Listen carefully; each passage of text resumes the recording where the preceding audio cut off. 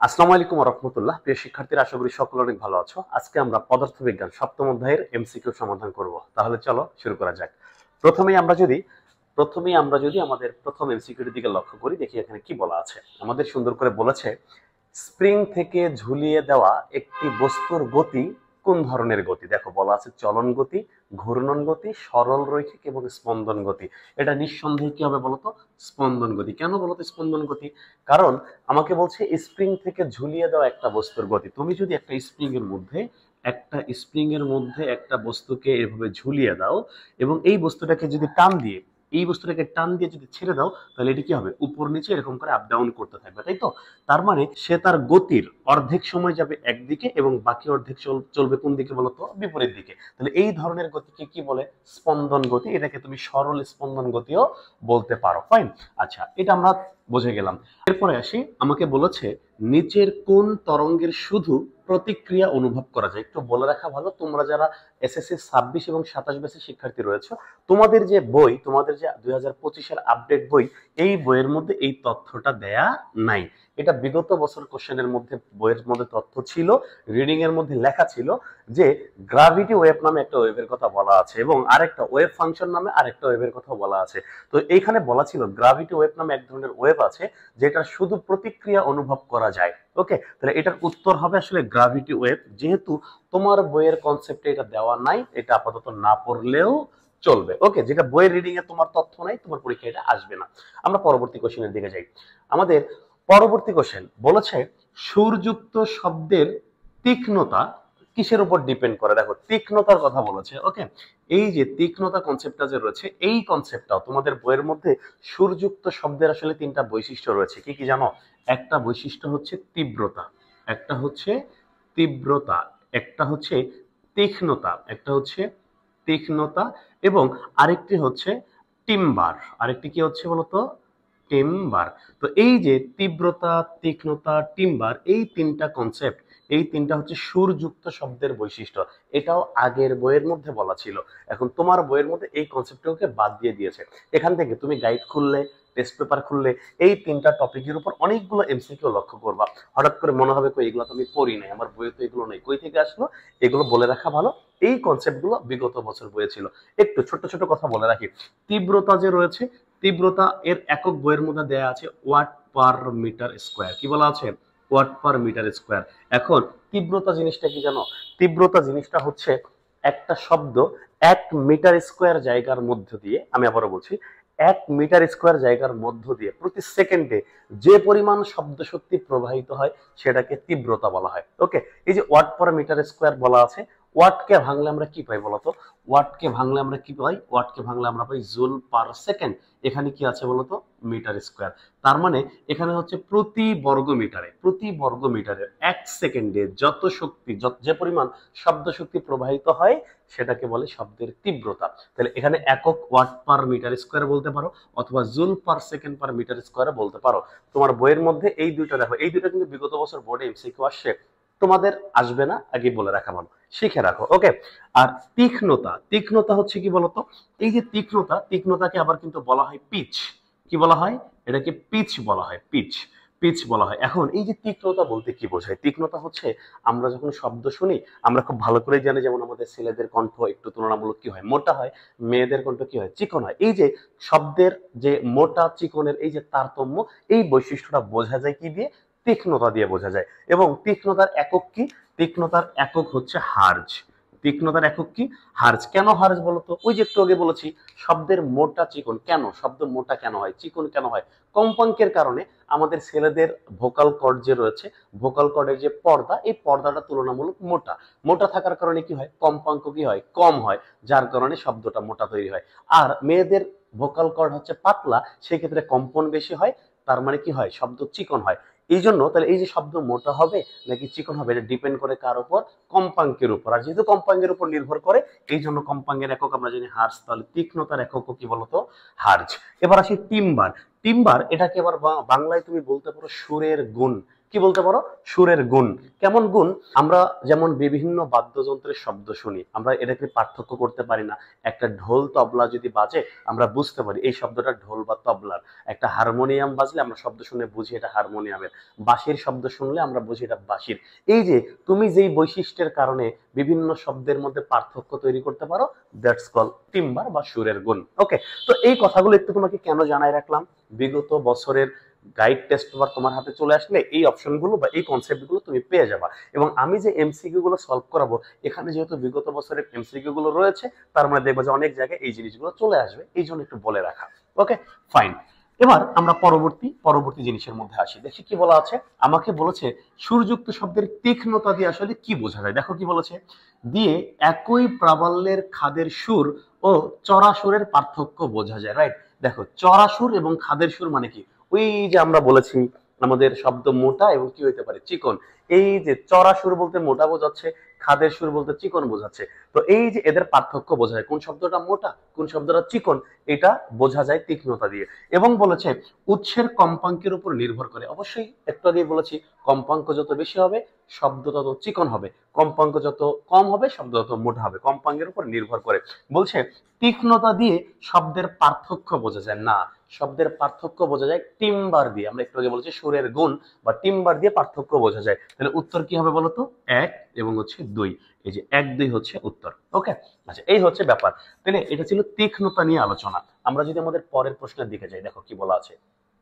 আমাদের পরের কোশ্চেনের মধ্যে বলেছে কোন মাধ্যমে শব্দের বেগ সবচেয়ে বেশি। আমরা সবাই জানি কঠিন মাধ্যমে শব্দের বেগ সবচেয়ে বেশি, তরলের তুলনামূলকভাবে কম এবং গ্যাসীয় পদার্থের মধ্যে সবচাইতে কম। তাহলে তুমি খেয়াল করো তো, বলেছে কোন মাধ্যমে শব্দের বেগ সবচেয়ে বেশি, অবশ্যই উত্তর কি হবে বলতো? উত্তর হবে কঠিন মাধ্যম। ওকে, আচ্ছা এবার আসি। আমাকে বলেছে শব্দের তীব্রতার একক। এই যে দেখছো বোর্ড কোশ্চেন, তীব্রতার একক। তীব্রতার একক একটু আগে আমরা পড়েছি কি, ওয়াট পার মিটার স্কোয়ার। অপশনের মধ্যে দেখো তো ওয়াট পার মিটার স্কোয়ার আছে? নাই। তাহলে এই যে ওয়াটকে ভাঙলে আমরা কি লিখতে পারি? Joule per second. এখানে কি আছে? Metre square. তাহলে কি হবে বলতো? Joule per second metre square. Metre square কোথায়? Joule per second metre square. এই হচ্ছে আমাদের উত্তর। ওকে, তোমরা কি একটু কষ্ট হচ্ছে তোমার যে আমি যে এখানে ওয়াটের পরিবর্তে জুল পার সেকেন্ড লিখলাম, কিভাবে লিখলাম একটু ভেঙে ভেঙে বলি।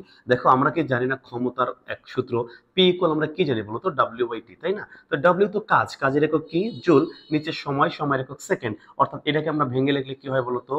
Joule per second. আর এই জিনিসকে সংক্ষেপে কি বলা হয়? ওয়াট। কি বলা হয়? ওয়াট। তাহলে ওয়াট যে কথা, জুল পার সেকেন্ড একই কথা। আমি এই জন্য ওয়াটের পরিবর্তে এখানে জুল পার সেকেন্ড লিখেছি। ওকে, আচ্ছা এই হচ্ছে ব্যাপার। তো আশা করি তুমি এটা বুঝে গিয়েছো। আমাকে বলেছে শব্দের তীব্রতার একক joule per second metre square, metre inverse two.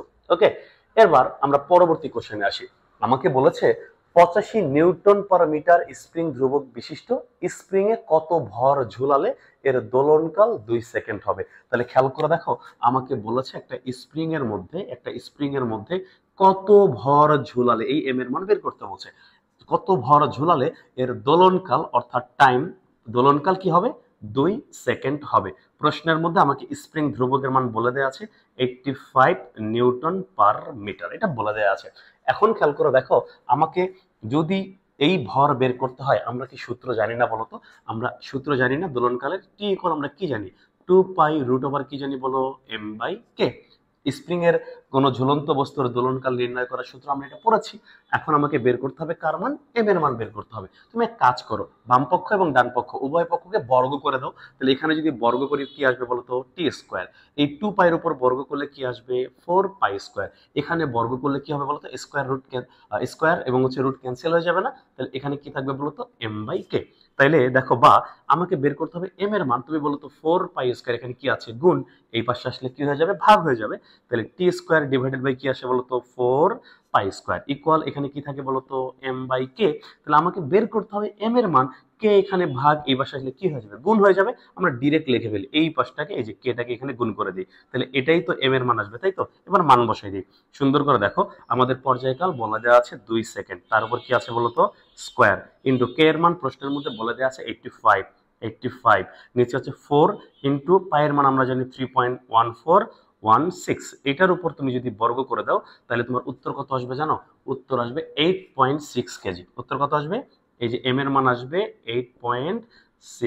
KG. ওকে, আমি জায়গা নাই বলে এখানে পাশে লিখলাম, ভয় পেও না, তুমি ক্যালকুলেট করে দেখো, এটা উত্তর আসবে। ওকে, এই ম্যাথটা আমি আগে একবার সলভ করে দিয়েছি, এটা উত্তর এটাই আসবে। ওকে, তো এই ছিল আমাদের এই কোশ্চেনের উত্তর, যে 8.6 কেজি ভরের বস্তু ঝোলালে তার দোলনকাল 2 সেকেন্ড হবে। ফাইন, এবার আমরা পরবর্তী কোশ্চেনটার মধ্যে আসি।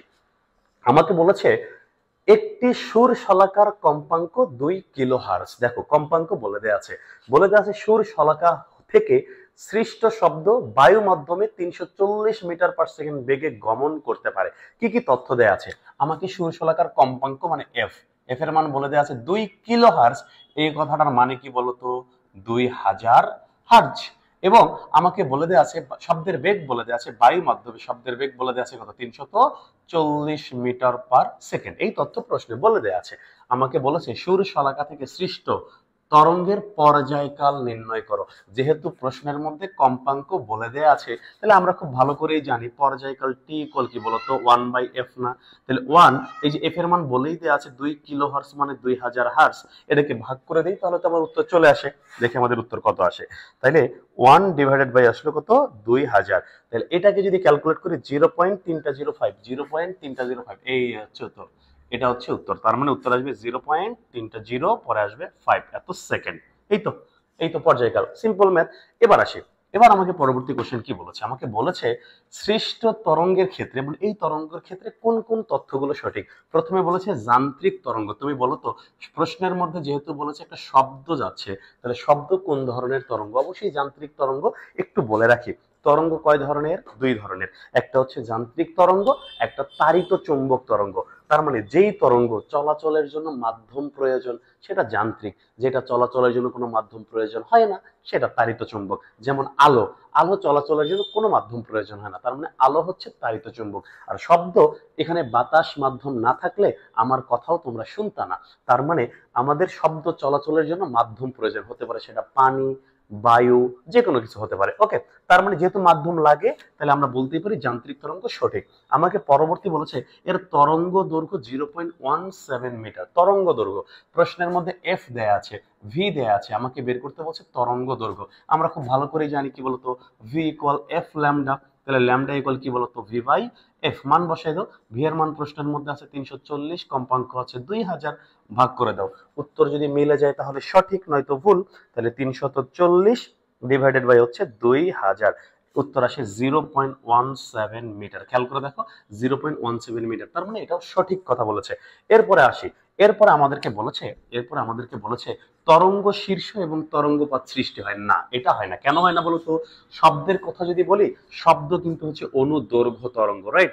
এই যে অনুদৈর্ঘ্য তরঙ্গ, তার মানে শব্দ এরকম সংকোচন প্রসারণ, সংকোচন প্রসারণ, এই যে সংকোচন প্রসারণ, সংকোচন প্রসারণ, এইভাবে শব্দ সামনের দিকে যায়।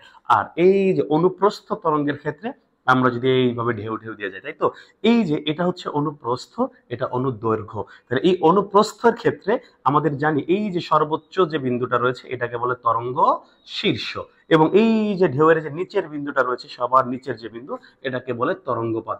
তাহলে এখন তুমি খেয়াল করো, আমাকে বলেছে শব্দের ক্ষেত্রে তরঙ্গ শীর্ষ এবং তরঙ্গপাত সৃষ্টি হয়, এটা কি সঠিক? না। যেহেতু শব্দ হচ্ছে অনুদৈর্ঘ্য তরঙ্গ, তাহলে এক্ষেত্রে তরঙ্গ শীর্ষ এবং তরঙ্গপাত সৃষ্টি হয় না। তার মানে এই ক্ষেত্রে আমাদের এই অপশনটি ভুল। উত্তর কি হবে বলতো? উত্তর হবে 1 ও 2। ওকে, আশা করি তুমি ব্যাপারটা বুঝে গিয়েছো। এরপরে আমরা যদি আমাদের পরবর্তী কোশ্চেনে লক্ষ্য করি, দেখি আমাদের পরবর্তী কোশ্চেনে কি বলেছে। দেখো, আমাদের পরবর্তী কোশ্চেনের মধ্যে বলেছে, সুন্দর করে মনোযোগ দাও। দেখো, আমাদের পরবর্তী কোশ্চেনে বলেছে বাতাসে শব্দের বেগ নিচের কোনটির বর্গমূলের ব্যস্তানুপাতিক। দেখো, তোমার যদি বইটা তুমি পড়ো, তোমার বইয়ের মধ্যে সুন্দর করে দেখবে রিডিং লেখা আছে, সুন্দর করে লেখা আছে বাতাসের যে শব্দের বেগ এটা তাপমাত্রার বর্গমূলের সমানুপাতিক।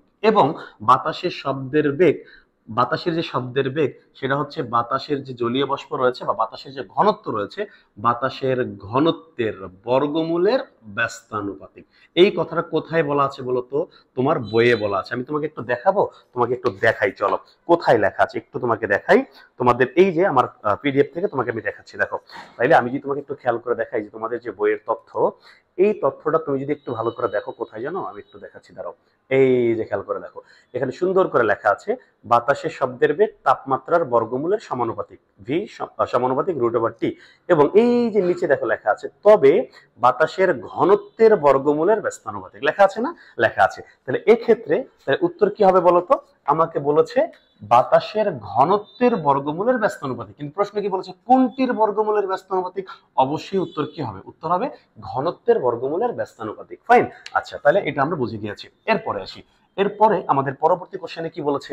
আমাদের পরবর্তী কোশ্চেনের মধ্যে একটা উদ্দীপক দেয়া আছে। দেখো উদ্দীপকে এটা একটা প্রতিফলক পৃষ্ঠ আছে, প্রতিফলক পৃষ্ঠ থেকে 16.5 মিটার দূরে আছে সি বিন্দু, ঠিক সেখান থেকে আরো 0.5 মিটার দূরে আছে বি বিন্দু, এবং সেখান থেকে 3 মিটার দূরে আছে এ বিন্দু। Okay fine. ওই দিন তাপমাত্রা, বাতাসের তাপমাত্রা দেয়া আছে 20 ডিগ্রি সেলসিয়াস। ওকে, এবার আমাকে প্রশ্ন কি বলেছে? ও আরো তথ্য দেয়া আছে। উৎস থেকে প্রতিফলক পৃষ্ঠের দূরত্ব 30 মিটার, অর্থাৎ এই যে আমাদের এখানে যে এস, সূর্যের উৎস বা শব্দের উৎস, সূর্য না, শব্দের যে উৎস রয়েছে, সেখান থেকে আমাদের প্রতিফলক পৃষ্ঠের টোটাল দূরত্ব দেওয়া আছে কত মিটার? 30 মিটার, এবং 0 ডিগ্রির বেগ বলে দেওয়া আছে 330। এবার আসে আমাদের প্রশ্ন কি বলেছে? বলেছে উৎস হতে প্রতিফলক পৃষ্ঠে যেতে শব্দের কত সময় লাগবে, অর্থাৎ এই যে উৎস রয়েছে এখান থেকে প্রতিফলক পৃষ্ঠে শব্দটা যেতে কত সময় লাগবে বলতো? এখানে কি শব্দ গিয়ে ধাক্কাকে ফিরে এসেছে, না শুধু একদিকে যাওয়ার কথা বলেছে? একদিকে যাওয়ার কথা বলেছে, সেক্ষেত্রে সূত্র কি হবে? সেক্ষেত্রে সূত্র হবে ভি ইকুয়াল ডি/টি।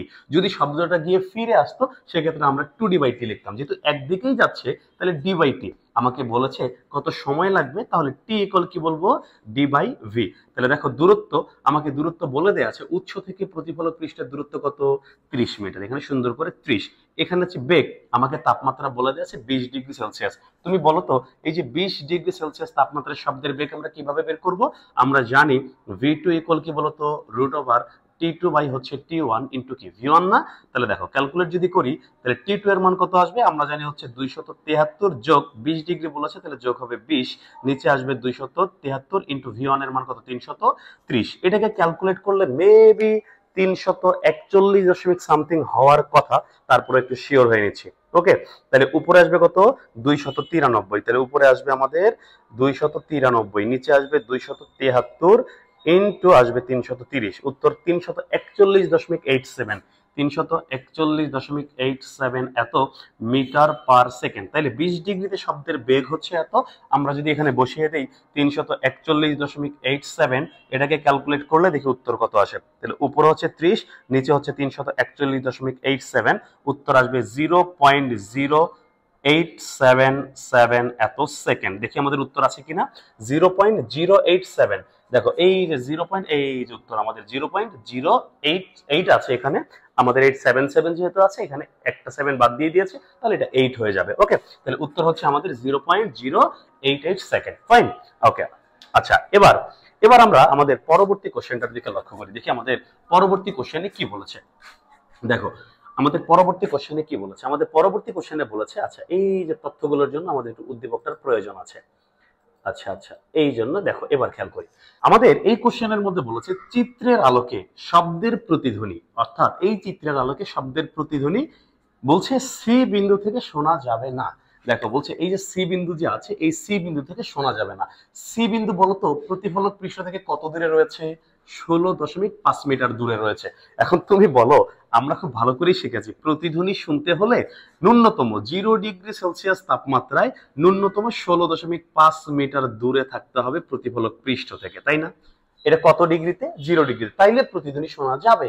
কিন্তু তাপমাত্রা যদি 0 ডিগ্রির বেশি হয়ে যায়, মনে করে এখন আজকে আছে 20 ডিগ্রি, তাহলে কি 16.5 মিটারে দাঁড়িয়ে থাকলে শব্দ শোনা যাবে?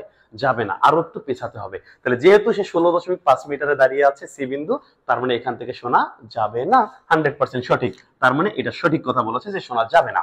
এরপরে আসি, আমাকে পরবর্তী কোশ্চেন বলেছে যে বি বিন্দু থেকে শোনা যাবে, বলেছে বি বিন্দু থেকে শোনা যাবে। দেখো বি বিন্দু কত দূরে বলতো? প্রতিফলক পৃষ্ঠ থেকে এটা 16.5, এখানে 0.5, তাহলে মোট কত? 17 মিটার। তাহলে 17 মিটার হলে শোনা যাবে কি যাবে না? চলো একটু খেয়াল করে দেখি। তাহলে আমরা জানি টি ইকুয়াল কি বলতো? 2d ডিভাইডেড বাই হচ্ছে ভি। তাহলে 2 ইন্টু দূরত্ব হচ্ছে টোটাল 17 মিটার, বেগ হচ্ছে 341.87 আমরা একটু আগে পেয়েছি।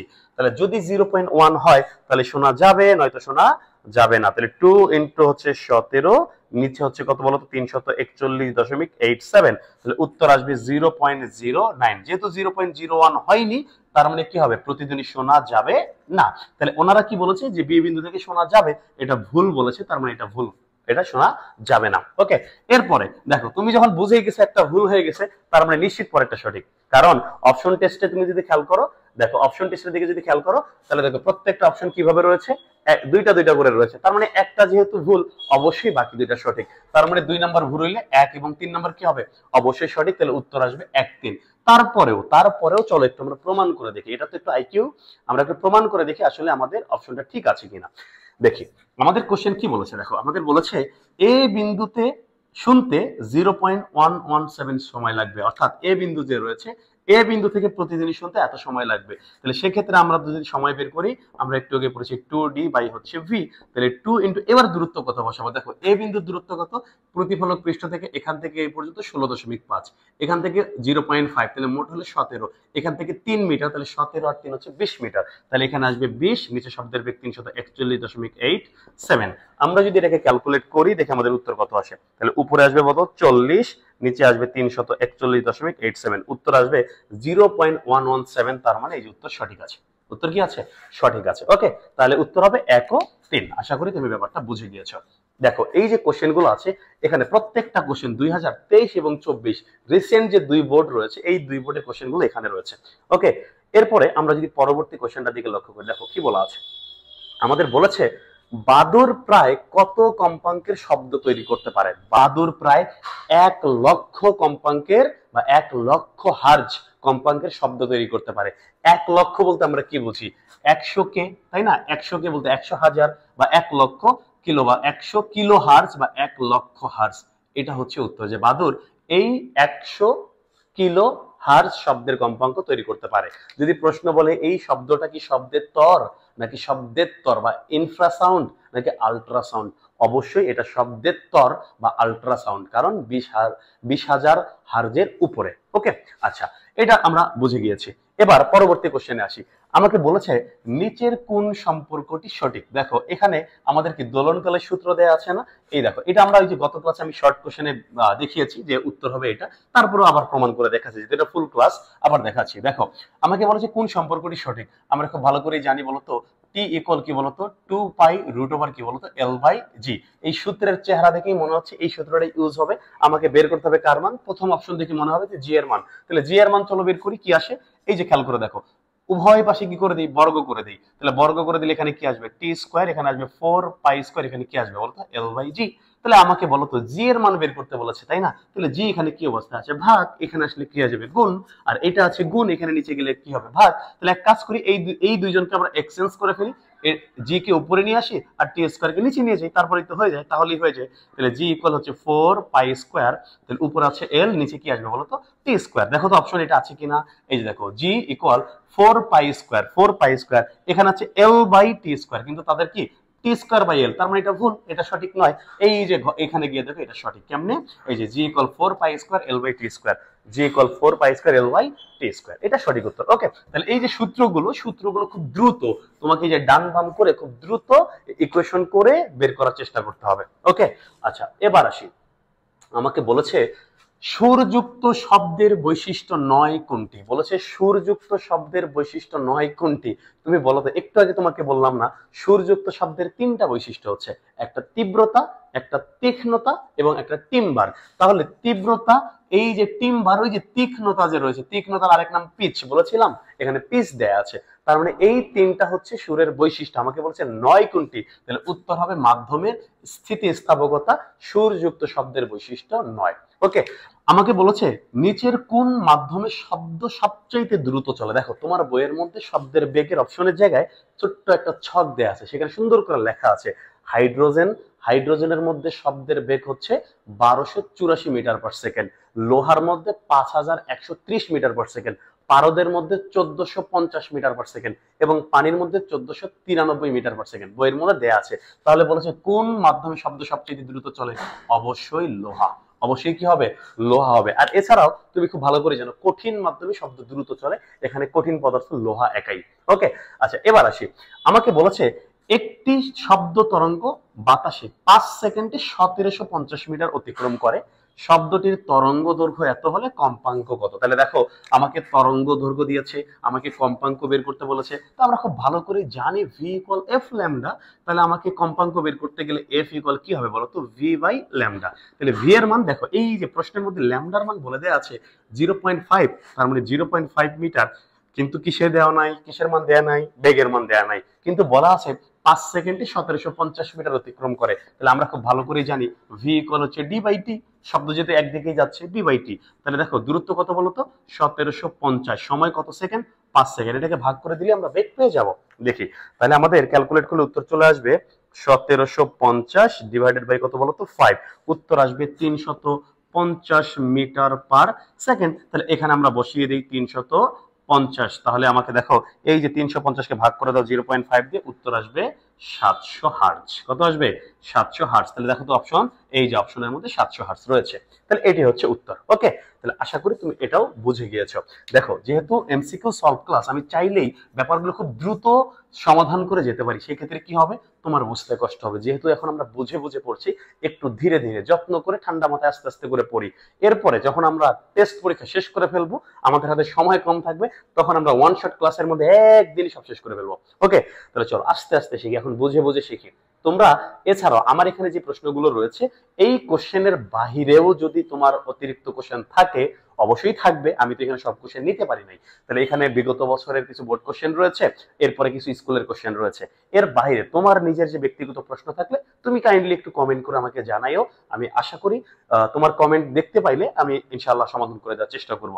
ওকে, এবার আসি, বলেছে শব্দের তীব্রতার একক কোনটি? এই দেখছো আবার আসছে শব্দের তীব্রতার একক, এই যে আমরা আগেই পড়েছি ওয়াট পার মিটার স্কয়ার হচ্ছে শব্দের তীব্রতার একক। বলেছে বাদুর 1,00,000 হার্জ বা 100 কিলো হার্জ কম্পনের শব্দ তৈরি করতে পারে, এটা কি ধরনের শব্দ? একটু আগেই বলেছি 1,00,000 মানে 20,000-এর বেশি, তাহলে অবশ্যই এটা শব্দতর, এটা হচ্ছে শব্দতর। ওকে, বা আল্ট্রাসাউন্ড। ফাইন। আচ্ছা, আর এটাও পাশাপাশি বলে রাখি, আমরা মানুষ শুনতে পাই 20 থেকে 20,000, 20,000-এর উপরে গেলে এটাকে আমরা শব্দতর বলি, আর 20-এর নিচে হলে সেটাকে শব্দেতর বা ইনফ্রাসাউন্ড বলা হয়, একটু মনে রেখো। ওকে, আচ্ছা, এবার আমরা পরবর্তী কোশ্চেনে আসি। আমাদেরকে বলেছে একটি পানি শূন্য কূপের গভীরতা 25 মিটার। দেখো বলেছে একটা পানি শূন্য কূপ, এটা মনে করো কূপ, এই কূপটা পানি শূন্য, এর গভীরতা হচ্ছে 25 মিটার, এর গভীরতা 25 মিটার। বলেছে এতে সর্বোচ্চ কত উচ্চতায় পানি থাকলে প্রতিধ্বনি শোনা যাবে? বলেছে এখানে সর্বোচ্চ কত উচ্চতায় পানি রাখলে প্রতিধ্বনি শোনা যাবে। তাহলে আগে বুঝতে হবে প্রতিধ্বনি শোনার জন্য আমার ন্যূনতম দূরত্ব কত। দেখো প্রশ্নের তাপমাত্রা, বেগ কিছুই বলা দেয়া নাই, তাহলে আমরা তো জানি, তাহলে যেহেতু কিছুই বলা দেয়া নাই, তাহলে আমরা কি জানি বলতো, 0 ডিগ্রি সেলসিয়াস। আর 0 ডিগ্রি সেলসিয়াসে প্রতিধ্বনি শুনতে ন্যূনতম কত দূরত্ব লাগে? ন্যূনতম দূরত্ব লাগে কত, 16.5 মিটার। কত ডিগ্রিতে? এটা 0 ডিগ্রি সেলসিয়াস। যেহেতু প্রশ্নে কোনো তথ্য নাই, তাহলে আমরা ধরেই নিব 0 ডিগ্রিতে। এখন আমার প্রতিদিনই শুনতে যদি 16.5 মিটার প্রয়োজন, তাহলে অবশ্যই আমি উপরে ফাঁকা রাখবো কত, 16.5 মিটার জায়গা ফাঁকা রেখে, তাহলে বাকি জায়গাটাকে আমি পানি দিয়ে পূর্ণ করে দিব। আমাকে বলেছে সর্বোচ্চ কত উচ্চতায় পানি থাকলে প্রতিদিনই শোনা যাবে। তাহলে এই যে 25 মিটার থেকে 16.5 মিটার বিয়োগ করে দাও, তাহলে কত, 8.5। এই যে 8.5 মিটার, সর্বোচ্চ তুমি 8.5 মিটার পর্যন্ত পানি দ্বারা পূর্ণ করলে প্রতিধ্বনি শোনা যাবে। তাহলে উত্তর হবে 8.5। এই যে উত্তর হচ্ছে 8.5। ওকে, আচ্ছা, আশা করি তুমি এটা বুঝে গিয়েছো। এখানে আমাদেরকে প্রশ্ন বলেছে তরঙ্গটির পর্যায়কাল কত। উদ্দীপকে একটা আমাদের অনুপ্রস্থ তরঙ্গ দেয়া আছে, আমাদের এখান থেকে এই বিন্দু থেকে এই বিন্দু পর্যন্ত দূরত্ব বলে দেওয়া আছে 8 মিটার, এবং নিচে কম্পাঙ্ক বলে দেওয়া আছে 100 হার্জ। আমাকে পর্যায়কাল বের করতে বলেছে, আমরা সুন্দর করে জানি টি ইকুয়াল কি বলতো 1/f। তাহলে 1/f কম্পাঙ্ক বলেছে 100 হার্জ, তাহলে এটাকে 100 দিয়ে ভাগ করে দিই, তাহলে উত্তর কি আসবে বলতো 0.01 সেকেন্ড, তাই তো? তাহলে পর্যায়কাল কত বলতো, 0.01 সেকেন্ড। এই হচ্ছে উত্তর, সিম্পল। আচ্ছা, এবার আমাদের পরবর্তী কোশ্চেন কি বলেছে দেখো।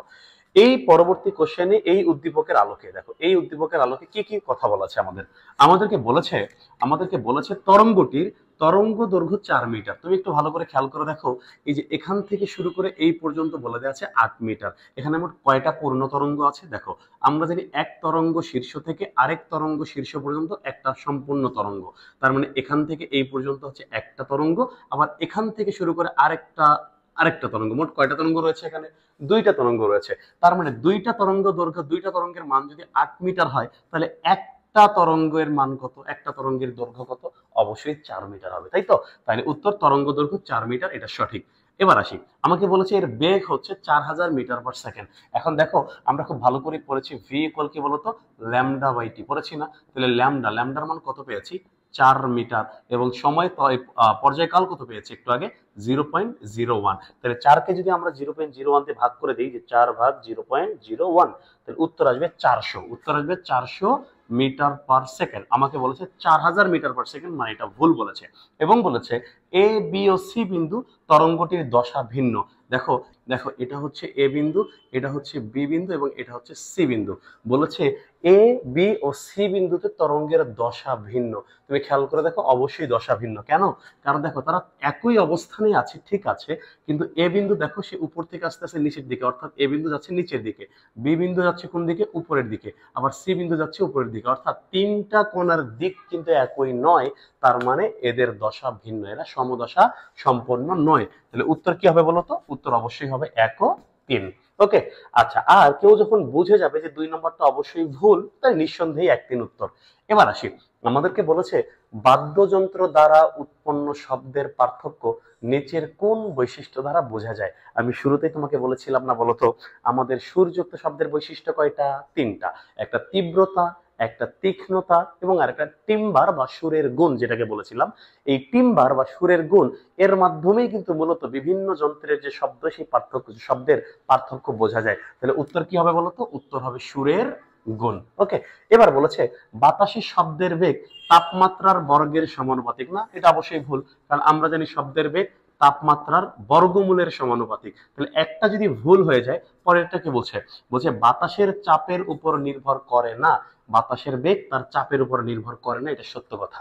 এবং বলেছে বাতাসের ঘনত্বের বর্গমূলের ব্যস্তানুপাতিক। আমরা আগেই দেখেছি বেগ হচ্ছে ঘনত্বের বর্গমূলের ব্যস্তানুপাতিক, অর্থাৎ এটাও সঠিক। উত্তর কি হবে?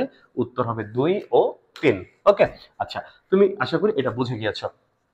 এরপর এর পরের কোশ্চেনটার দিকে তুমি যদি লক্ষ্য করো, দেখো এখানে কি বলা আছে। এই পরের কোশ্চেনটা অলরেডি আমি হচ্ছে আমাদের শর্ট, মানে আমাদের হচ্ছে ফেসবুকে যে আমরা রিলস আপলোড করেছিলাম, সেই রিলস এর মধ্যে সমাধান করে দিয়েছিলাম শর্ট কোশ্চেনে।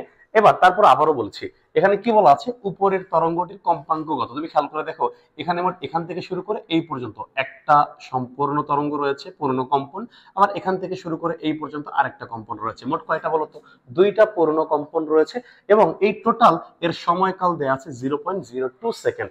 আমাকে বলেছে কম্পাঙ্ক কত? আমরা ভালো করে জানি কম্পাঙ্ক এফ ইকুয়াল হচ্ছে 1/t। এখন 1/t, তুমি কি সময় এখানে 0.02 বসাবা? না, কারণ পর্যায়কাল বলতে বোঝায় একটা কম্পনের সময়। আমাকে বলে দেওয়া আছে 2টা কম্পন, এখানে বলা আছে টোটাল 2টা কম্পনের সময় দেওয়া আছে 0.02। তাহলে একটা কম্পনের সময় কত হবে? অবশ্যই অর্ধেক। তার মানে কত? 0.01। এটাকে ভাগ করলে আসবে কত জানো? 100 হার্জ। তাহলে উত্তর কি হবে? উত্তর হবে 100 হার্জ। ওকে, আচ্ছা, এবার আমাকে বলেছে যে আর থেকে এন এর মধ্যকার দূরত্ব λ/2। তুমি খেয়াল করে দেখো, এই যে আর, এটা হচ্ছে এন, এর দূরত্ব λ/2। অবশ্যই λ/2। কেন বলতো? কারণ এখান থেকে সম্পূর্ণ হচ্ছে একটা তরঙ্গ, আর একটা তরঙ্গকে বলা হয় ল্যামডা। আর আর হচ্ছে আর থেকে এন পর্যন্ত একটা তরঙ্গের যেহেতু অর্ধেক, তার মানে ল্যামডার অর্ধেক, মানে λ/2। এটা অবশ্যই সঠিক। ওকে, এরপরে কি বলেছে? এরপর বলেছে তরঙ্গটি অনুপ্রস্থ তরঙ্গ। অবভিয়াসলি অনুপ্রস্থ তরঙ্গ, আমরা জানি এরকম করে ঢেউ থাকলেই অনুপ্রস্থ।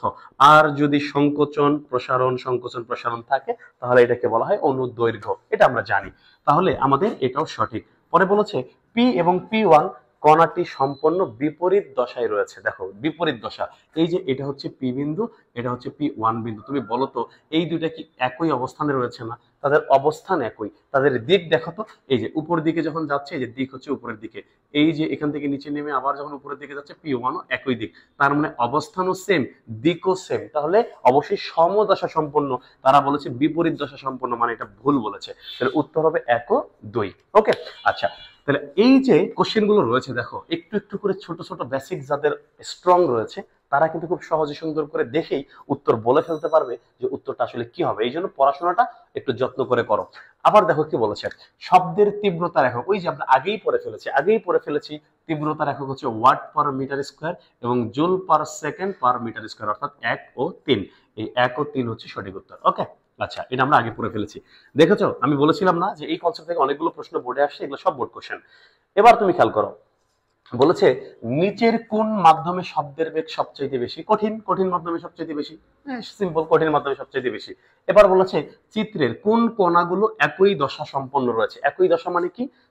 অবস্থান সেম হইতে হবে এবং দিক সেম হইতে হবে। তুমি খেয়াল করো, বি সি ডি, দেখো এই যে বি বিন্দু উপরে, সি বিন্দু এখানে, ডি বিন্দু নিচে, একটা তরঙ্গ শীর্ষ, একটা তরঙ্গ পাদ, তাহলে অবশ্যই এটা কি হবে? সমদশা সম্পন্ন নয়, এটা ভুল। তারপরে আমাকে বলছে সি ই জি, দেখো এটা সি, এটা ই, এটা জি, মনে হচ্ছে তারা তিনজনই একই অবস্থানে রয়েছে, অবস্থান সেম, কিন্তু দিক খেয়াল করে দেখো, এই দেখো উপর থেকে তুমি যখন আসতেছো, সি বিন্দু কোন দিকে যাচ্ছে? নিচের দিকে। আবার ই বিন্দু কোন দিকে যাচ্ছে? উপরের দিকে। আবার জি বিন্দু কোন দিকে যাচ্ছে? নিচের দিকে। তার মানে এদের দিক ভিন্ন, কেউ উপরে কেউ নিচে, যেহেতু দিক ভিন্ন তাহলে অবশ্যই এটা হবে না। ডি এফ এইচ, দেখো এই যে ডি বিন্দু, এই যে এফ বিন্দু এবং এইচ বিন্দু, দেখো এই যে ডি এবং এইচ এরা সমদশা থাকলেও এফ বিন্দু রয়েছে আবার উপরের দিকে, তার মানে এটাও সমদশা সম্পন্ন নয়, এটা ভুল, তাহলে অবশ্যই এটা সঠিক। কি বলা আছে? এ ই আই, দেখো এই যে এ বিন্দু, ই বিন্দু এবং আই বিন্দু, অবশ্যই এটা সঠিক। দেখো এ বিন্দু তারা একই অবস্থানে রয়েছে তিনজন, এবং দিক এ উপরের দিকে যাচ্ছে, ইও উপরের দিকে যাচ্ছে এবং আই উপরের দিকে যাচ্ছে, দিক সেম। ওকে, তাহলে যেহেতু অবস্থান এবং দিক যদি একই হয়, সেক্ষেত্রে আমরা তাদেরকে বলবো সমদশা সম্পন্ন। ফাইন, এবার আসি। এবার আমাকে বলেছে কোন পদার্থ বৃদ্ধির কারণে, কোন পদার্থ বৃদ্ধির কারণে বাতাসের ঘনত্ব কমে যায়? তাহলে অবশ্যই উত্তর হবে জলীয় বাষ্প। জলীয় বাষ্প, বইয়ের মধ্যে সুস্পষ্টভাবে রিডিং এর মধ্যে বলে দেওয়া আছে, বাতাসে জলীয় বাষ্পের পরিমাণ বেড়ে গেলে এর ঘনত্ব কমে যায়। তোমাদের একটা প্রশ্ন বলে দেই, তাহলে প্রশ্ন হচ্ছে বাতাসে, প্রথম কোশ্চেন বাতাসে জলীয় বাষ্প বেড়ে গেলে কেন ঘনত্ব কমে যায়? দ্বিতীয় কোশ্চেন হচ্ছে বর্ষাকালে শব্দের বেগ বেশি থাকে কেন? এই কোশ্চেন দুটো আমাকে একটু উত্তর জানাও। আমি আবারও বলছি কোশ্চেনটা, বর্ষাকালে প্রথম হচ্ছে বাতাসে জলীয় বাষ্প বেড়ে গেলে কেন ঘনত্ব কমে যায়, 1 নম্বর কোশ্চেন। 2 নম্বর কোশ্চেন হচ্ছে কেন বর্ষাকালে শব্দের বেগ শীতকালের তুলনায় বেশি থাকে? এটা দ্বিতীয় কোশ্চেন। দেখি তোমরা কি অ্যান্সার করতে পারো, আমাকে একটু কমেন্ট করে জানাও। ওকে, দেখি না পারো কিনা। এরপরে আসি বলেছে কোন পদার্থের মধ্য দিয়ে শব্দের বেগ বেশি হবে? দেখো আমরা আগেই পড়েছি কঠিন পদার্থে সবচেয়ে বেশি হয়, তাহলে এখানে দেখো হাইড্রোজেন গ্যাস, মিথেন গ্যাস, পারদ হচ্ছে তরল, তাহলে বরফ কঠিন পদার্থ, তাহলে বরফের মধ্যে কি হবে? শব্দের বেগ বেশি হবে। অনেকের মাথায় কিন্তু ভুল চিন্তা আসতে পারে যে পারদ তো ঘনত্ব অনেক বেশি, না, এটা ঘনত্বের উপর ডিপেন্ড করে না, শব্দের বেগ ডিপেন্ড করে কঠিনতার উপর বা কঠোরতার উপর, যে যত বেশি কঠিন হবে শব্দের বেগ তত বেশি হবে। তার মানে উত্তর হবে কি? বরফ। উত্তর হবে বরফ। এবার এবার পরবর্তী কোশ্চেনে আসি। পরবর্তী কোশ্চেনের মধ্যে আমাকে বলেছে, এই যে সুন্দর করে একটা চিত্র দেওয়া আছে, বলেছে তরঙ্গটির কম্পাঙ্ক কত? দেখো এরকম করে আমি একটু ছবিটা আবার সুন্দর করে আঁকার চেষ্টা করি। এখানে এইভাবে বলা আছে যে 1 2 3। ওকে, এখন এই যে টোটাল এখানে সময় বলে দেওয়া আছে এদিকে 4 সেকেন্ড। কত সেকেন্ড? 4 সেকেন্ড বলে দেওয়া আছে টোটাল তরঙ্গের সময়কাল। আমাকে বলেছে কম্পাঙ্ক কত, তাহলে আমরা জানি এফ ইকুয়াল হচ্ছে 1/t, তাহলে 1/t এই যে পর্যায়কাল, আমি কি পর্যায়কালের মান 4 বসাবো? অবশ্যই না। পর্যায়কাল কি? অবশ্যই একটা দোলনের যে সময়, এটা হচ্ছে পর্যায়কাল। এখানে কয়টা রয়েছে কম্পন? এখান থেকে শুরু করে এই পর্যন্ত একটা, এখান থেকে শুরু করে এখানে একটা, দুইটা আর একটা অর্ধেক, মানে 2.5। তার মানে এই যে 2.5, এই 2.5 এর সময়কাল 2.5t, অর্থাৎ আমরা ধরে নিই এখান থেকে এই তরঙ্গের যে পর্যায়কাল এটা হচ্ছে একটা টি, এখান থেকে এখানে আরেকটা টি এবং এখান থেকে অর্ধেক, তাহলে কয়টা টি হইলো? 2.5t। তাহলে 2.5t এর মোট মান কত সেকেন্ড? 4 সেকেন্ড। তাহলে অতএব টি ইকুয়াল কি আসবে বলতো? 4 বাই হচ্ছে কত? 2.5। এটাকে একটু ক্যালকুলেট করি, দেখি উত্তর কত আসে। তাহলে হচ্ছে আমাদের 4 ডিভাইডেড বাই 2.5, উত্তর আসবে হচ্ছে 1.6 সেকেন্ড। তার মানে আমাদের একটা পর্যায়কাল, এই যে একটা তরঙ্গের যে পর্যায়কাল সেটা হচ্ছে 1.6 সেকেন্ড। তাহলে 1 ডিভাইডেড বাই হচ্ছে 1.6, উত্তর আসতেছে আমাদের 0.625 এত হার্জ। ওকে, তাহলে দেখি অপশন আছে কিনা, এই যে উত্তর হচ্ছে 0.625 হার্জ। ওকে, আচ্ছা, এটা যদি বুঝে যাই, দেখো আমাদের তারপরের কোশ্চেনটা কি বলেছে। আমাদের পরের কোশ্চেনটা বলেছে উদ্দীপকের উল্লেখিত তরঙ্গটির বেগ কত হবে? দেখো তরঙ্গের বেগ আমরা কি জানি? ভি ইকুয়াল কি জানি বলতো? F lambda. তাহলে এফ এর মান আমরা পেয়েছি কত? 0.625 ইন্টু ল্যামডা লাগবে। এই যে খেয়াল করে দেখো, এখান থেকে এই পর্যন্ত আছে কয় মিটার, অর্থাৎ এই যে শুরু থেকে শুরু করে এই পর্যন্ত দেওয়া আছে কয় মিটার? 4 মিটার। এখান থেকে এই পর্যন্ত, বুঝছো? এই দেখো এখান থেকে এই যে এখান থেকে শুরু করে এই পর্যন্ত 4 মিটার দেয়া আছে, তার মানে কি 4 মিটার কি তরঙ্গ দৈর্ঘ্য না, কিন্তু কি হবে দেখো এই যে এখান থেকে শুরু করে এই পর্যন্ত আমরা যদি চিন্তা করি তাহলে এই পর্যন্ত হচ্ছে একটা তরঙ্গ, এখান থেকে এই পর্যন্ত একটা ল্যামডা। ওকে, আচ্ছা আবার এখান থেকে শুরু করে এই যদি অর্ধেক হইতো তাহলে আমরা এই অংশটুকুকে বলতাম হাফ ল্যামডা, মানে ল্যামডার অর্ধেক। এখানে আমরা কি বলতাম বলতো, একটু এখান থেকে এই পর্যন্ত বলতাম কি ল্যামডার অর্ধেক। কিন্তু আমাকে তো এরও অর্ধেক বলেছে, এখান থেকে এই পর্যন্ত বলেছে, তাহলে কি হবে, অবশ্যই কি হবে 4/1 না, তাহলে ল্যামডা বাই 4।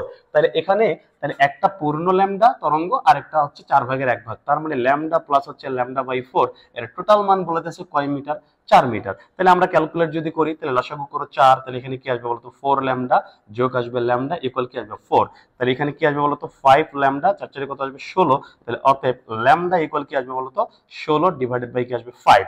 তাহলে এই যে 16/5 হচ্ছে ল্যামডার মান, তাহলে এক কাজ করি আমরা 16/5 ইনটু এই যে ল্যামডার মান হচ্ছে আমরা পেলাম কত 16/5, এর সাথে গুণ করে দাও 0.625, উত্তর আসবে 2। উত্তর কত আসবে 2 মিটার পার সেকেন্ড, এই তো উত্তর হচ্ছে 2 মিটার পার সেকেন্ড। তাহলে এই যে কোশ্চেন, একটা স্টুডেন্ট যখন পড়াশোনা করবে তা সে যদি এই বেসিকটা না জানে যে এখান থেকে এই পর্যন্ত এই পর্যন্ত একটা তরঙ্গ, আমাকে যেই পর্যন্ত দেয়া আছে এখানে আরেকটা ল্যামডার কি 4/1 যেতে হবে, তার মানে একটা পূর্ণ তরঙ্গ আর একটা 4/1, এই টোটাল মান কত 4 মিটার, এটাকে ধরে অঙ্কন করতে হবে। ওকে, তাহলে এই যে বেসিকটার উপর গুরুত্ব থাকতে হবে, বেসিক যদি ক্লিয়ার না থাকে তাহলে কোনোভাবেই একটা স্টুডেন্ট এই কোশ্চেনগুলোর অ্যান্সার করতে পারবে না। ওকে, আচ্ছা এবার এবার আমরা এর পরবর্তী কোশ্চেনে যদি খেয়াল করি কি বলেছে দেখো তো, আমাদের পরবর্তী কোশ্চেনে বলেছে শব্দের তীব্রতা 16 গুণ বাড়াতে শব্দ তরঙ্গের বিস্তার কত গুণ বাড়াতে হবে। আমরা খুব সুন্দর করে জানি শব্দের যে তীব্রতা সেটা হচ্ছে বিস্তারের বর্গের সমানুপাতিক, তাই না? তাই আমাকে বলছে তীব্রতা যদি 16 গুণ করতে হয় তাহলে বিস্তার কত, অবশ্যই 4 গুণ, কারণ 4 এর উপর স্কয়ার করলে সেটা 16 হবে। উত্তর কি হবে 4 গুণ, উত্তর হবে 4 গুণ, মনে থাকবে। আচ্ছা এরপরে আসি কি বলেছে, বলেছে যান্ত্রিক তরঙ্গের ক্ষেত্রে কোনটি সঠিক। দেখো যান্ত্রিক তরঙ্গের ক্ষেত্রে বলছে প্রতিসরণ ঘটে, অবশ্যই প্রতিসরণ, আমরা পড়েছি তরঙ্গের প্রতিসরণ ঘটে, প্রতিফলন ঘটে, উপরিপাতন ঘটে। তো এখানে প্রতিসরণ আছে, উপরিপাতন আছে, আর বিচ্ছুরণ যান্ত্রিক তরঙ্গের ক্ষেত্রে ঘটে না, এটা আলোর ক্ষেত্রে মানে তাড়িত চৌম্বক তরঙ্গের ক্ষেত্রে ঘটে। তাহলে উত্তর হবে 1 ও 3। ওকে, আচ্ছা ফাইন, তাহলে এটা যদি আমরা বুঝে যাই এবার আমরা পরবর্তী কোশ্চেনে আসি, দেখি কি বলেছে। আমাকে বলেছে শব্দের বেগ 340, ফাইন, আমাকে বেগ বলে দেওয়া আছে 340, আমাকে তরঙ্গ দৈর্ঘ্য ল্যামডার মান বলে দেওয়া আছে 250 সেন্টিমিটার অর্থাৎ 2.5 মিটার, বলেছে পর্যায়কাল কত। তাহলে পর্যায়কাল আমরা জানি ভি ইকুয়াল কি ল্যামডা বাই টি, তাহলে টি ইকুয়াল হচ্ছে ল্যামডা বাই ভি, তাহলে ল্যামডার মান হচ্ছে 2.5, ভি এর মান হচ্ছে 340, এটাকে তুমি যদি ভাগ করো তাহলে উত্তর আসবে কত জানো, উত্তর আসবে 7.35 ইনটু আসবে 10⁻³ এত সেকেন্ড। তাহলে এটাকে আমি একটু আগে ক্যালকুলেট করেছি, এটাই উত্তর আসবে, তাহলে উত্তর আসবে 7.35 10⁻³ সেকেন্ড। ওকে, আচ্ছা তাহলে আশা করি তুমি এটা পারবা। এবার আসি, এবার বলেছে একজন বালক 17 মিটার গভীরতা বিশিষ্ট একটা কূপের কাছে দাঁড়িয়ে শব্দ উৎপন্ন করলো, 0°C তাপমাত্রায় সর্বাধিক কত গভীরতা কমালে সে প্রতিধ্বনি শুনতে পারবে। একদম বেসিক কোশ্চেন, আমরা খুব ভালো করে জানি 0°C তাপমাত্রায় প্রতিধ্বনি শুনতে গেলে আমার ন্যূনতম দূরত্ব লাগবে 16.5 মিটার। যেহেতু কূপের গভীরতা 17 মিটার, তাহলে আমাকে গভীরতা কতটুকু কমানো যাবে 0.5 মিটার, রাইট? কারণ সম্পূর্ণ কূপ হচ্ছে 17 মিটার, আর আমার প্রতিদিনই শোনার জন্য লাগবে 16.5 মিটার, তাহলে কমাইতে হবে কত বলতো, এই যে নিচের 0.5 মিটার কমাইতে হবে, তাহলেই প্রতিদিনই শোনা যাবে। ওকে, আচ্ছা এই হচ্ছে ব্যাপার, এটা পারা যাবে। এবার আসি বলেছে একটি সুতায় ঝোলানো পেন্ডুলামের দোলনকাল 1.9 সেকেন্ড হলে সুতার দৈর্ঘ্য কত। সিম্পল, তাহলে দেখো আমরা সুতায় ঝোলানো বস্তুর দোলনকাল জানি টি ইকুয়াল হচ্ছে 2π√, কি বলতো L/G। এটাকেই তুমি যদি ক্যালকুলেট করো তাহলে অতএব কি আসবে বলতো, এই যে উভয় পাশে বর্গ করে দাও, তাহলে টি স্কয়ার কি আসবে, টি স্কয়ার এখানে আসবে 4π² L/G, বের করতে হবে কার মান, এল এর মান। তাহলে অতএব এখানে এল ইকুয়াল কি লেখা যায় বলতো, এল ইকুয়াল লেখা যাবে কি T²G বাই হচ্ছে কি 4π², মান বসাই দাও। তাহলে টি দোলনকাল কত বলেছে বলতো 1.9, তাহলে 1.9 সেকেন্ড, তার উপরে স্কয়ার, জি এর মান হচ্ছে 9.8, 4 ইন্টু 3.1416, তার উপর কি আছে বলতো স্কয়ার। এটাকে তুমি ক্যালকুলেট করো, এটাকে ক্যালকুলেট করলে উত্তর আসবে 89.54 সেন্টিমিটার, অর্থাৎ এটা উত্তর আসবে এই যে এটা উত্তর আসবে। ওকে, তাহলে এটা ক্যালকুলেট করলে কিন্তু মিটার আসবে, বলছি ক্যালকুলেট করলে মিটার আসবে।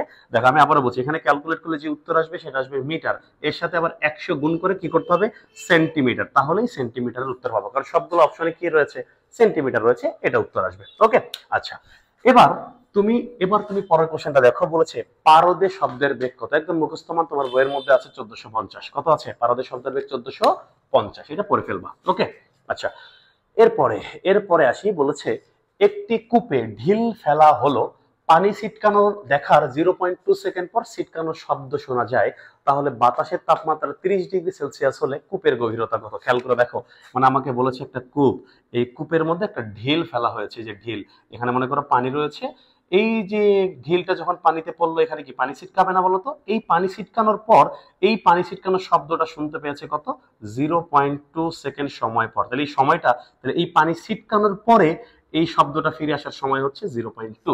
এখন তাপমাত্রা 30°C, তাহলে 30°C থাকলে তুমি কি বেগ বের করতে পারবে না বলতো? তুমি খুব ভালো করে জানো না যে v2 বাই কি বলতো, আমরা জানি রুট ওভার হচ্ছে কি t2 বাই হচ্ছে t1 ইনটু হচ্ছে কি v1, তুমি মান বসা দিলে এটার উত্তর আসবে 347.65 মিটার পার সেকেন্ড। দেখো এটা তুমি চাইলে করে ফেলতে পারবা। ওকে, তাহলে তাপমাত্রা থেকে বেগ যদি বের করে ফেলি, আমাকে বের করতে হবে কি, কূপের গভীরতা, অর্থাৎ এই যে শব্দ কি একদিকে আসতেছে না, তাহলে একদিকে যদি আসে তাহলে আমরা জানি কি v ইকুয়াল কি জানি বলতো, d বাই টি, অতএব ডি ইকুয়াল কি আসবে, ভিটি, তাহলে ভি এর মান পেয়েছি 347.65 এবং সময় সময় আমাকে বলে দেওয়া আছে 0.2 সেকেন্ড, তাহলে 0.2 সেকেন্ড যদি সময় দেয়া থাকে, দেখো তো উত্তর কি আসে, তাহলে হচ্ছে 347.65 ইন্টু 0.2, উত্তর 69.53, 69.53। আচ্ছা এইখানে সঠিক উত্তর নাই, এখানে সঠিক উত্তর নাই, হ্যাঁ এখানে উত্তরটা ভুল আছে, এটার উত্তর এটাই হবে 69.53 এত মিটার, এত মিটার। ওকে, যেহেতু আমাকে কূপের গভীরতা বলেছে, কূপের গভীরতা বলেছে, এখানে পানির উচ্চতা দেয়া নাই, আর অপশনটার মধ্যে কেন জানি মনে হচ্ছে ভুল আছে। আচ্ছা 0.02 নত, আবার যদি আমরা 0.02 দিই না, তারপরে হচ্ছে না, তার মানে এটা উত্তরের অপশনে ভুল আছে। ওকে, উত্তর এটাই হবে, এটাই হবে। আচ্ছা ফাইন, একটি বস্তু বাতাসে যে শব্দ তৈরি করে তার কম্পাঙ্ক 1700 হার্জ, মানে কম্পাঙ্ক বলে দেয়া আছে 1700 হার্জ, এবং বলেছে তরঙ্গ দৈর্ঘ্য মানে ল্যামডা 20 সেন্টিমিটার মানে 0.2 মিটার হলে বাতাসে বেগ কত? এটা একদম সিম্পল কোশ্চেন না বলতো, ভি ইকুয়াল কি জানি এফ ল্যামডা, তাহলে গুণ করে দাও, গুণ করে দাও, উত্তর শেষ। তাহলে কি আসবে বলতো, 1700 গুণ কত বলতো, 0.2, উত্তর 340, এই যে 340 মিটার পার সেকেন্ড। ওকে, আচ্ছা এবার আসো, এবার আমাকে বলেছে কম্পাঙ্কের মাত্রা কোনটি, দেখো কম্পাঙ্কের মাত্রা কোনটি, তাহলে কম্পাঙ্ক আমরা কি জানি বলতো, এফ ইকুয়াল কি 1/t না বলতো, তাহলে এই যে টি কি সময়, তাহলে সময়ের মাত্রা আমরা কি জানি, সময়ের মাত্রা বড় হাতে টি দিয়ে প্রকাশ করা হয়, তাহলে বড় হাতে টি দিয়ে যদি প্রকাশ করা হয়, তাহলে এটাকে কি কিভাবে লেখা যায়, টি ইনভার্স 1, অবশ্যই মাত্রা লেখার নিয়ম হচ্ছে থার্ড ব্র্যাকেট, তাহলে উত্তর হচ্ছে এই যে টি ইনভার্স 1, এটা হচ্ছে কম্পাঙ্কের মাত্রা। ওকে, আচ্ছা তাহলে আশা করি তুমি এটা বুঝে গিয়েছো।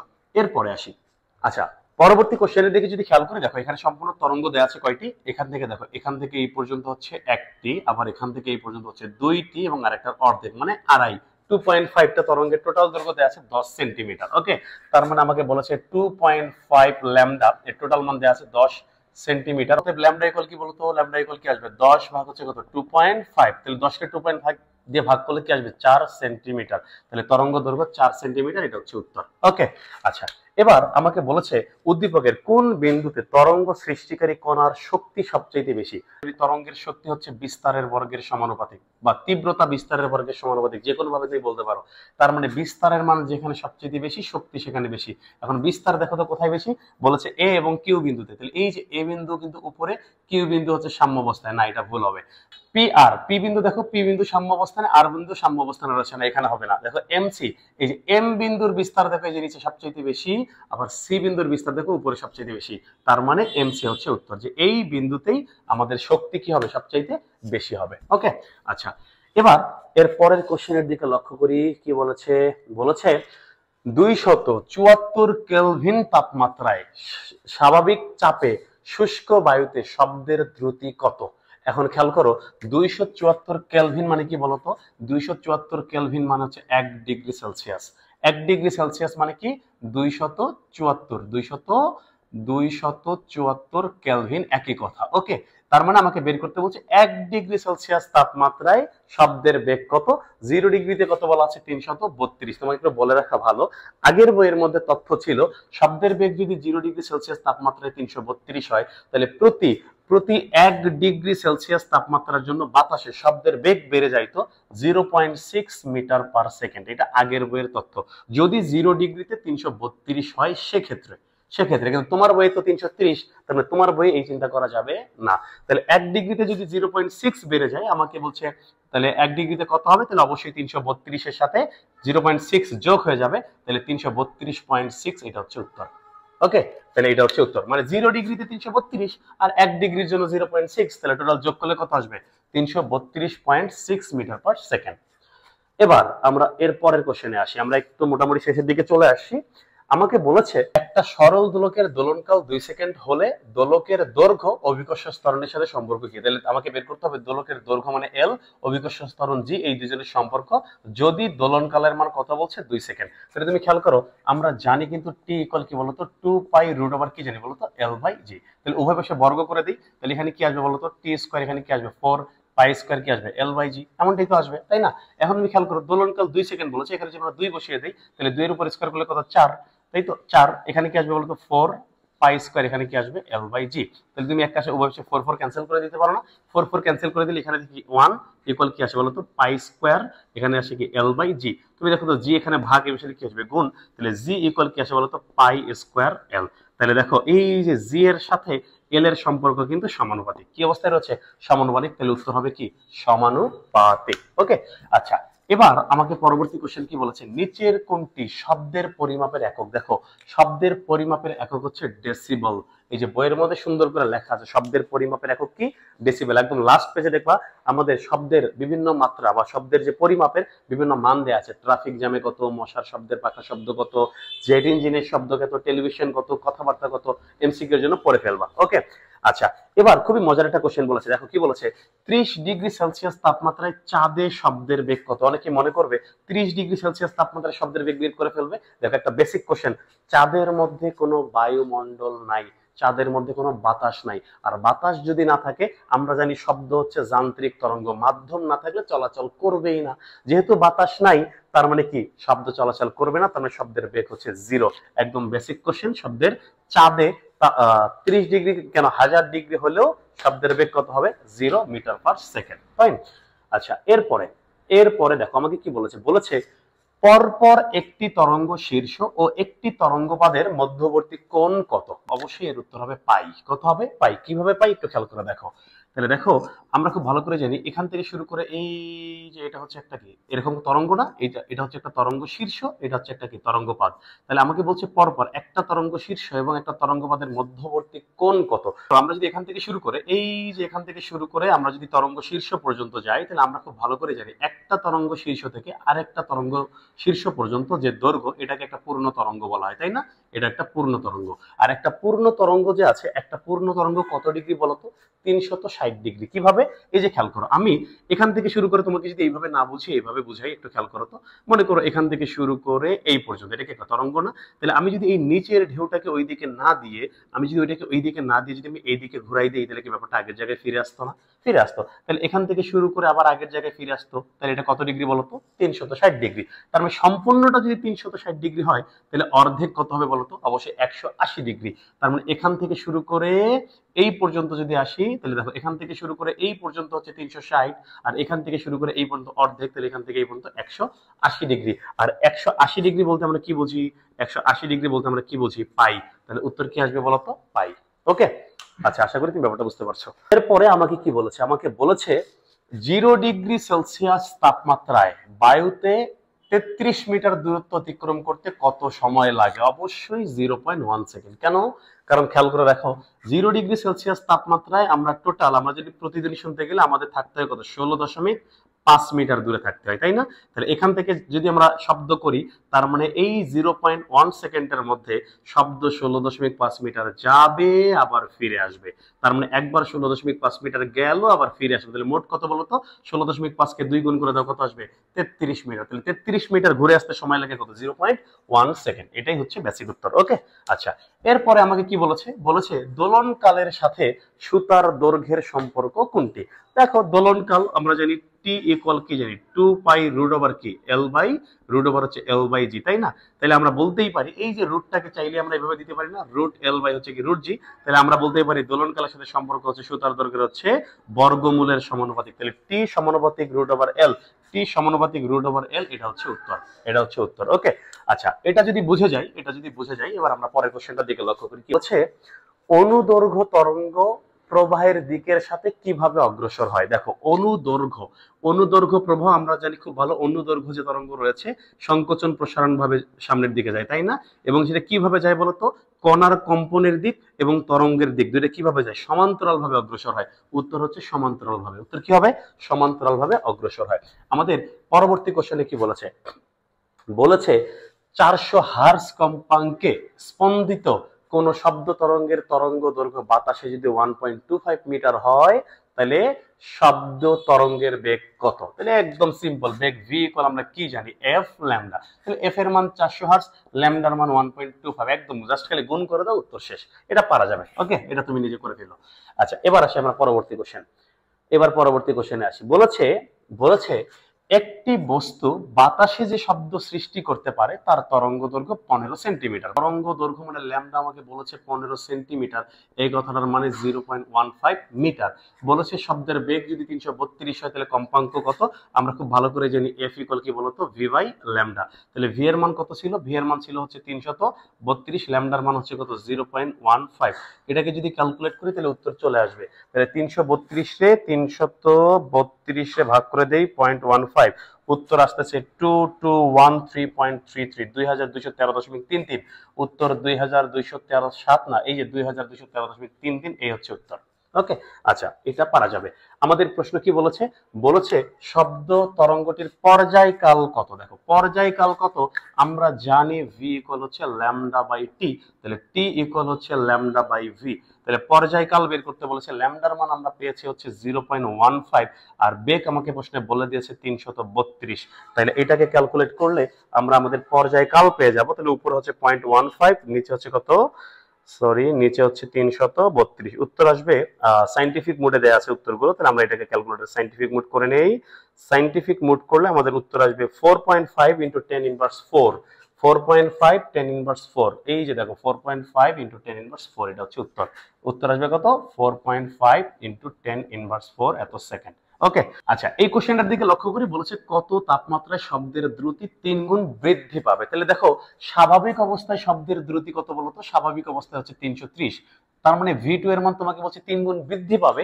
তাহলে 3 গুণ বৃদ্ধি যদি পায়, তাহলে আগেই ছিল 330, বৃদ্ধি পাবে মানে যোগ কয় গুণ? 3 গুণ। তার মানে 330 এর কত গুণ? 3 গুণ, তাই তো? এটাকে তুমি যদি ক্যালকুলেট করো, উত্তর আসবে 1320 মিটার পার সেকেন্ড। তার মানে আমি দেখো, প্রশ্ন বলেছে 3 গুণ বৃদ্ধি পাবে, তাহলে 3 গুণ করলাম, এর বৃদ্ধি যেহেতু পাবে তাহলে আগের সাথে যোগ করতে হবে। এটা ভি2 এর মান। তাহলে আমাকে বের করতে হবে তাপমাত্রা। তাহলে আমরা খুব ভালো করে জানি যে ভি2 বাই হচ্ছে ভি1 ইকুয়াল কি জানি বলতো? রুট ওভার টি2 বাই কি জানি? টি1। তাহলে অতএব টি2 ইকুয়াল, এটাকে যদি আমরা ক্যালকুলেট করি তাহলে কি আসবে বলতো? ভি2 বাই হচ্ছে ভি1 হোল স্কয়ার ইনটু কি আসবে? টি1। এটাকে যদি আমরা মান বসাই দিই, তাহলে দেখো উপরে আসে কত? 1320, নিচে কত আসবে বলতো? 330, তার উপর কি? তারপর আসবে স্কয়ার ইনটু টি1 এর মান হচ্ছে 273। এটাকে যদি ক্যালকুলেট করি, এই দেখো আমরা করে ফেলেছি অলরেডি। এটাকে ক্যালকুলেট করলে উত্তর আসবে 4368 এত কেলভিন। তাহলে এই যে কেলভিন, প্রশ্নের অপশনগুলো রয়েছে সেলসিয়াস, তাহলে এটা থেকে 273 বিয়োগ করে দাও, তাহলে হয়ে যাবে সেলসিয়াস, অর্থাৎ আসবে উত্তর 4095 ডিগ্রি সেলসিয়াস। এই হচ্ছে উত্তর। এটা হচ্ছে উত্তর। তার মানে 4095 ডিগ্রি সেলসিয়াস তাপমাত্রায় শব্দের দ্রুতি কি হবে? 3 গুণ বৃদ্ধি পাবে। ফাইন। আচ্ছা, একদম দেখতে দেখতে আমরা হচ্ছে একদম আমাদের লাস্ট প্রশ্নে চলে আসছি। ওকে, আমি আবারও বলছি, সব কোশ্চেনের উত্তর তো এখানে আসলে অ্যাড করা সম্ভব হয়নি। উপস্থিত যে কোশ্চেনগুলো অ্যাড করা গিয়েছে এই কোশ্চেনগুলো অ্যাড করেছি। এখন তোমরা যেটা করবা, এই কোশ্চেনগুলোর বাহিরেও তোমাদের যদি কোনো জানার আগ্রহ থাকে, কোনো প্রশ্ন থাকে গাইডে বই, অবশ্যই একটু কমেন্ট করে জানায়ও বা ক্লাসে জানায়ও, আশা করি সমাধান করে দিব। ওকে, এবার কি বলা আছে, বলেছে কোন নির্দিষ্ট মাধ্যমে শব্দের কম্পাঙ্ক বৃদ্ধি করলে কোনটা কমে যাবে। তাহলে খেয়াল করে দেখো, আমরা খুব ভালো করে জানি এফ ইকুয়াল কি জানি 1/t। তার মানে কম্পাঙ্কের সাথে পর্যায়কালের সম্পর্ক ব্যস্তানুপাতিক। আমাকে বলেছে কম্পাঙ্ক যদি বেড়ে যায় তাহলে কোনটা কমবে, পর্যায়কাল কমে যাবে, উত্তর পর্যায়কাল। ওকে, ফাইন। এই ছিল আজকের মতো আমাদের পদার্থবিজ্ঞানের সপ্তম অধ্যায় অর্থাৎ শব্দ তরঙ্গের কিছু গুরুত্বপূর্ণ এমসিকিউ, সব না কিছু গুরুত্বপূর্ণ এমসিকিউ এর সমাধান। আমরা হয়তো আগামীতে পরবর্তীতে আরো, এখানে কিন্তু সকল বোর্ড কোশ্চেন গুলো অ্যাড করা সম্ভব হয়নি। ওকে, তার মানে এর বাইরেও তো অনেক কোশ্চেন রয়েছে। এই কোশ্চেন গুলো তোমরা নিজেরা পড়াশোনা করো, এই কনসেপ্ট গুলোকে কাজে লাগাও। যেখানে যেখানে আটকাবে একটু মার্ক করে রাখো, সুযোগ হলে একটু ছবি তুলে পাঠাও, নয়তো কমেন্ট করে জানাও। সম্ভব হলে আমি উত্তর করার চেষ্টা করব। ওকে, আচ্ছা, তাহলে আগামী ক্লাসে আমরা অন্য একটা অধ্যায়ের এমসিকিউ সমাধান করব। ততক্ষণ পর্যন্ত সকলেই ভালো থাকো, সুস্থ থাকো। আল্লাহ হাফেজ।